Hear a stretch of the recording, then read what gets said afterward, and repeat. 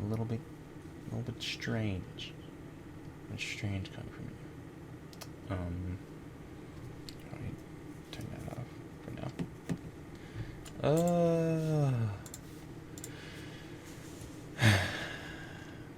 now.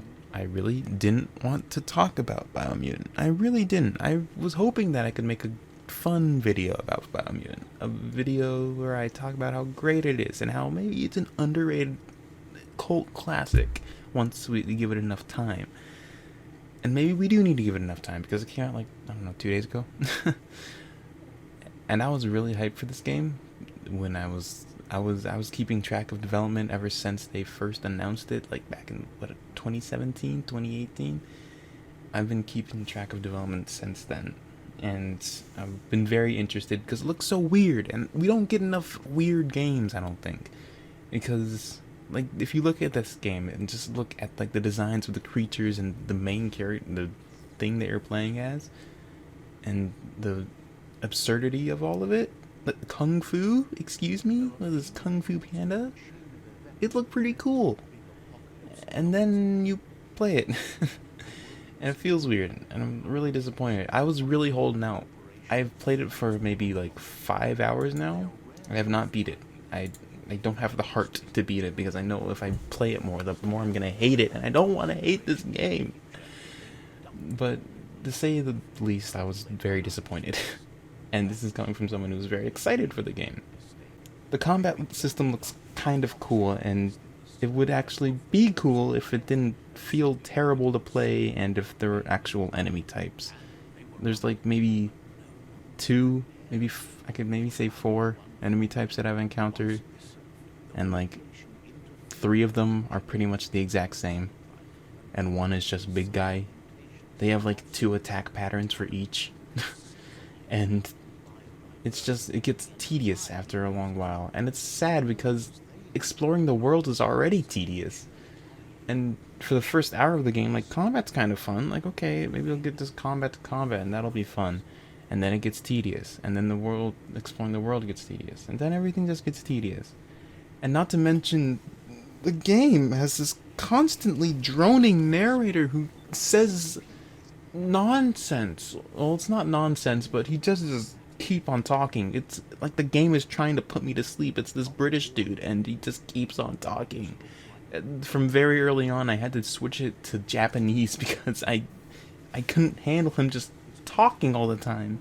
I switched it to Japanese, and it made the experience a little bit better for me because I could just I could read the subtitles, and I don't really care.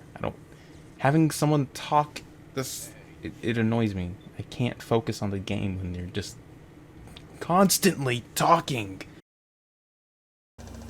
There are few records of the chain of events that led to the big apocalypse eons ago, but it's clear the world wasn't prepared for how recklessly the Proxenol Corporation would make its mark over one-eyed road. Their rare earth mining and nuclear industries generated tons of waste, and without consideration for the future, they dumped it all in land fillets until they ran out of space to save nests when they made them big and infested. They began dumping toxic waste in the Soviets off the coast instead, assuming that it would sink and decay with time. And they were right. Its days are most prepared for what was about to unfold. And once in the surface, the radiation interfered with the genetic. What you just heard was aggregated from maybe like an hour of gameplay. The story that the game tries to set up, I thought it was going to be much more like obscure. I thought it was just going to be like, oh, the beauty of the landscape, and just take it all in, and then maybe you subtly find these things in the world that build up a story. But of course, with a narrator, we can just dump all of it on you at the very beginning of the game. Just dump all these plot points and all these things directly on top of the player and expect them to be invested in it just like that. You barely get to see the beauty of the world before they introduce, oh no, you have to save it now. Like, I've only seen like a mile of landscape. I don't know if I want to save it. And even in that same field, I guess, the factions that are presented to you, that you have to side, you have to pick a side, and as you usually do with an RPG, you've got these guys that are defenders of the landscape, and they want to stop the world eaters, and they're all good, all around good people, and they like fighting for good. And then the other faction is, we're all genocidal maniacs, and we want to let the world eaters do their thing, and, you know, that's what we are. And then the narrator says, but you don't know what they're about.